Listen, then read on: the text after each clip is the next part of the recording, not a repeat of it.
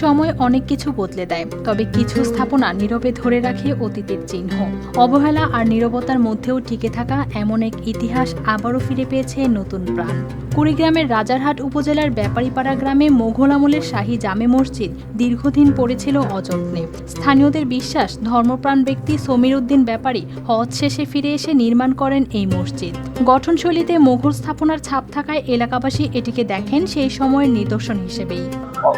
অপরিচিত ছিল প্রায় 30 বছর থেকে। এটা আমরা আবার নতুন মসজিদ এটা করা হয়েছে, সেটার সঙ্গে সংযুক্ত অ্যাটাচ করা হয়েছে।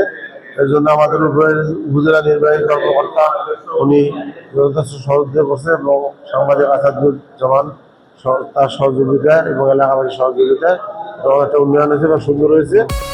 প্রতিদিন গোসলে সিরামের উজ্জ্বলতা মেরি সিরাম সোপ বার। সময়ের সঙ্গে সঙ্গে অবহেলা আর সংস্কারের অভাবে মসজিদটি একসময় হয়ে পড়ে ব্যবহার অনুপযোগী। এমন অবস্থায় বিষয়টি নজরে আসে প্রশাসনের। এরপর সরকারি অনুদান ও মসজিদ ফান্ডের অর্থায়নে শুরু হয় সংস্কার কাজ। মনে হয় কোনো সংস্কার হচ্ছে না, এটা নিয়ে আমরা খুব চিন্তিত ছিলাম। যাই হোক, আল্লাহর রহমতে বেশ কিছুদিন আগে দেখি হঠাৎ এই মসজিদ চেনাই যাচ্ছে না। অনেক পুরাতন মসজিদ এমনভাবে অ্যাটাচ করছে, অনেক পুরাতন, কিন্তু ওটা অনেক ডাউন। কয়েক মাস ধরে পুরনো আস্তরণ সরিয়ে নতুনভাবে মেঝে উন্নয়ন করা হয় দেয়াল ও ভেতরের অংশে।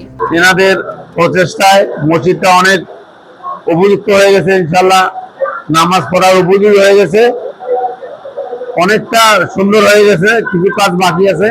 সংস্কার শেষে মসজিদটিতে আবারও শুরু হয়েছে নিয়মিত নামাজ। আগে যেখানে জায়গা ছিল কম, এখন সেখানে আরও বেশি মুসল্লি একসঙ্গে নামাজ আদায় করতে পারছেন।